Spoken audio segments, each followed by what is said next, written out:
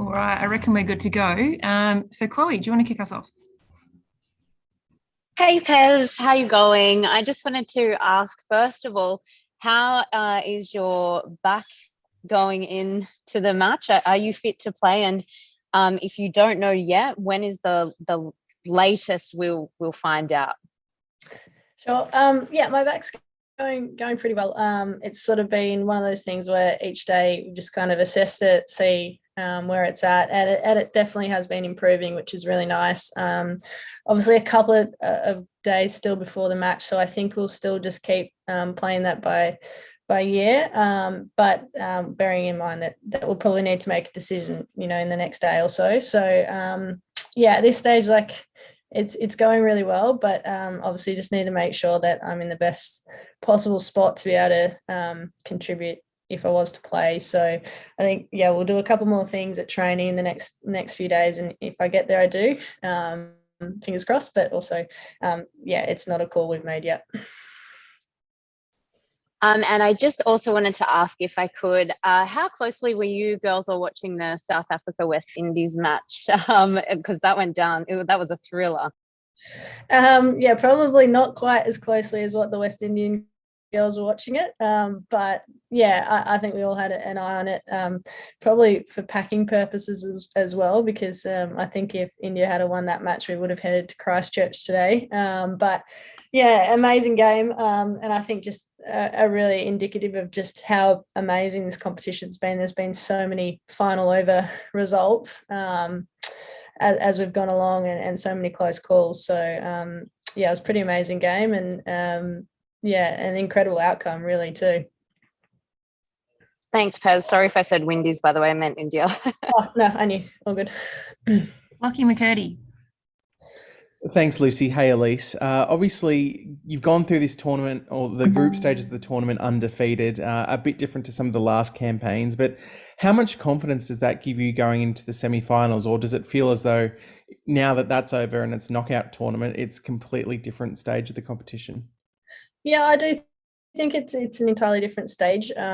Yeah, obviously our round matches have been really pleasing, and it's been nice to continue to I think adapt in each game. We've played some very different styles of cricket against different opposition that we've come up against, some that we haven't ever played in 50 over cricket before, and some that we haven't played in a long time. So that's been really pleasing. But certainly, when you move into semi-final cricket, it does change, I think, a little bit. And we obviously got a pretty clear idea of our opposition and how they play, but yeah, there always is sort of an element of it's a very different game of cricket, and sort of anything can happen in this stage of a tournament like this. So yeah, we're pretty wary of that, but really looking forward to it as well. For you personally, obviously, it's been a while since you've been in a knockout match at an ICC event after what happened in 2020. How much would it mean to you, obviously, hopefully the back being okay, to be back at that stage and playing for Australia in a white ball tournament like this? Yeah, tremendous amount, but I think that's not unique to me. The whole team's really excited about it. Yeah, this tournament's been coming for a little while too, with the delay last year, not being able to stage it. So I think it's really exciting that we're finally at this stage of the tournament. Like, we've been here for a long time as well, if you include the quarantine that we had to do before starting out the campaign. So yeah, I mean, it's kind of the reason why you play, I suppose, at this level, is to compete in big events and in big moments. So I think the group's really excited for that. It's certainly great to be here. I'm really looking forward to it, and seeing what we're capable of. Thanks, Ellyse. Thanks, Lockie. Mal, do you want to jump in? Pez, would you, if your back wasn't right to bowl, would you consider playing as a batter only, or would you have to be able to do both skills before you consider playing? It's probably not my consideration, Mal. That's very much up to the staff, the coaching staff and selectors. But if I can contribute in a really positive way and add to the team by being in it, absolutely. I'd just love to be a part of it. But yeah, it's probably not my call. but yeah, I'll sort of do everything I possibly can to be fit one way or another to take part. Right. So just confirming that if you were picked as a batter only, you'd be happy with that. Oh yeah, personally I would be, but again, that's probably a little bit irrespective of what's best for the team. It really doesn't matter what I think. I think it's up to Egg Moddy and the selectors. Yeah, and if you had to put a percentage on your chances of playing, have you got one?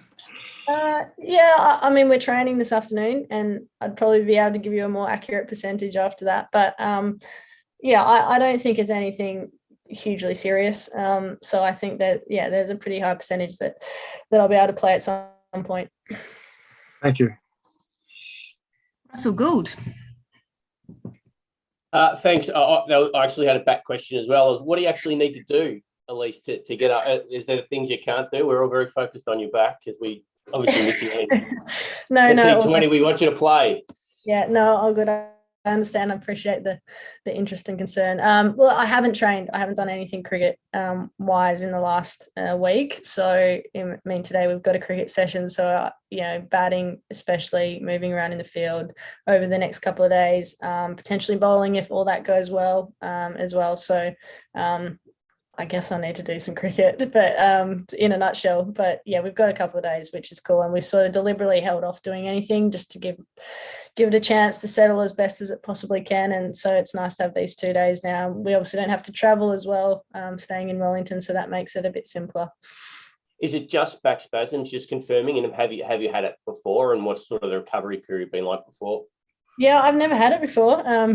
It's sort of a different injury for me, and it just came on really quickly. So I think, because of that, and there's no sort of long-standing history with back issues or anything chronic that I've been going or battling with. Hopefully, the fact that it came on quickly, we'll be able to sort of settle it quickly. And yeah, the last few days have been really good.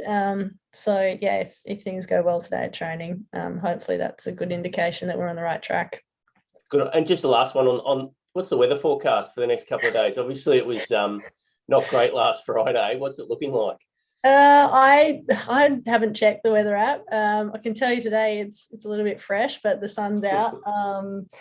And every day in Wellington seems to be just slightly different. I've got a beanie packed for training today, but I think, we've sort of been here for quite a while in Wellington. We spent a couple of weeks and everyone's really used to the conditions, and I think it's been nice practice for us. So sometimes you sort of get, it's almost like Melbourne, you get 4 seasons in a day. So and the ground drains really well and the ground is great. So I think there might be a little bit around this week. I wouldn't be surprised, but we're kind of used to it, which is good.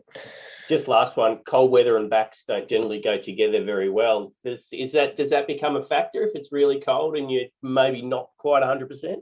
Oh, I don't think not particularly with what we're sort of working with. And also, to be honest, it's cold, but it's not that cold. It's easy to sort of warm up and keep yourself going once you're moving. Obviously, stopping is a different scenario, but yeah, I think moving around and sort of staying active has been fine, and that won't be an issue. Good on you. Thanks, Ellyse. Thanks, guys. Thanks, Russ. Ben, we'll go to you. G'day, Ellyse, and thank you for defending the great city of Wellington against that slander. Can I ask, are you pleased to be taking on the West Indies? I mean, you personally had a ripping match when you played them last in Wellington, and how do you think they'll be different in a semi-final? I think we would have been very pleased with any opposition. But I think they're a great side. They're somewhat mercurial in the way that they play, but they've got some incredible weapons, particularly with the bat, but, with the ball as well. I think, looking at the way that a lot of teams have played against us, they've bowled a lot of spin. And I think, Hayley Matthews has been particularly successful for the Windies with that this tournament. So I think, we'll sort of probably face a bit of that. Deandra Dotton's unbelievably potent with the bat up the top, especially if she gets going. So I think, they'll probably play a similar style that they've been playing the whole way through. But I think they pose a great challenge because they've got a really good history of finals cricket in World Cup events. So I think they'll be right up for it, and I kind of hope it's really cold here in Wellington, because that's a lot different to the Bahamas, whereas I think we get a bit cooler weather in Australia sometimes. So yeah, that'll be interesting. Can I also ask, how was the review on that over where you bowled 6 wides at Eden Park? Was that at all back related, or what was going on there?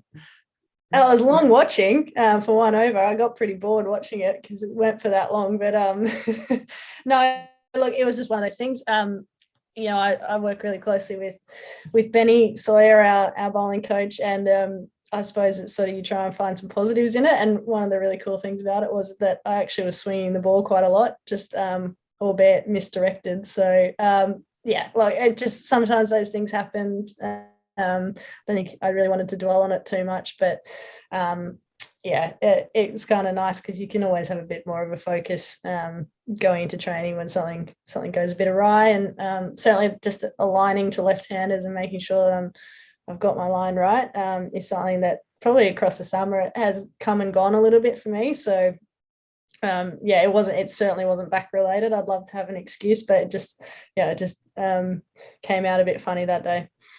And just finally, would you consider missing the semi if it meant you definitely knew you'd be right for the final, if Australia make it? Probably, again, it's really not a decision that I would be at all comfortable making and comment on. I think that is largely up to what the team, what's best for the team, and what our team management want to do.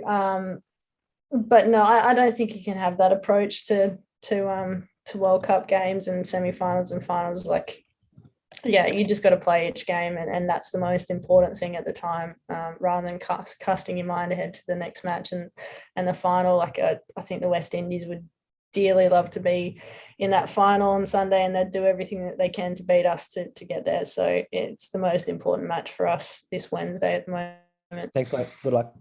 No worries, thanks. LJ. Yeah, you've been part of a few World Cups now, Pez, and everyone's talking about all the close finishes at this one. How have you found the closeness of this tournament compared to past events?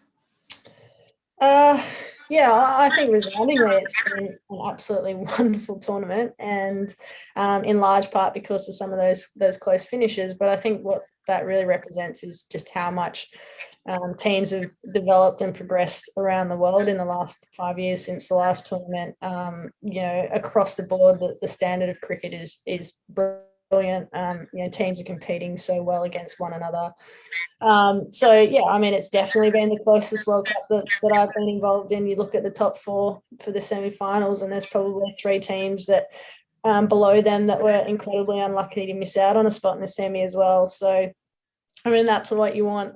It's been so pleasing. Hopefully it's been really entertaining and enjoyable for people to watch and follow.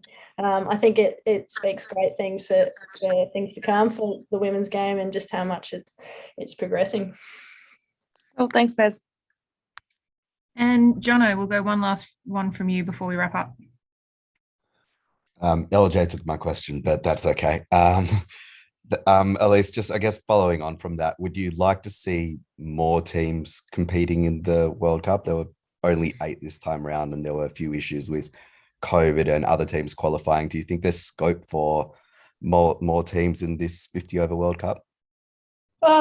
Look, there's always scope for building the game and progressing. I suppose one of the things with the 50 over World Cup is it's only every 4 years, and I think the rate of development for teams over the last 4 years has been quite phenomenal, really. And importantly, I think we want more and more countries playing the game and having really strong female cricket programs and teams at the top levels. So perhaps, in the coming years, there's going to be a chance to expand this tournament like there has been with the T20 World Cup. I think, we played with 10 teams, if I'm right, in the last T20 World Cup. I don't know how many's in the next, but that seems to keep progressing. So I don't think there's any reason why the one-day World Cup can't keep, I guess, building on the amount of teams that are involved, which is awesome. And I know there's some good teams that aren't at this World Cup as well that have played in previous ones. So definitely as we go through and things continue to develop, I'm sure this tournament will get even bigger. Cool. Thanks, Ellyse. Thanks, Lucy. Thanks, Jono. We'll have to wrap up there, guys. Just going to run off to training, but thank you very much for joining us. We'll chat to you all soon. Thank you. See ya. Thanks, Pez. Thank Thanks, you. Luce. Bye.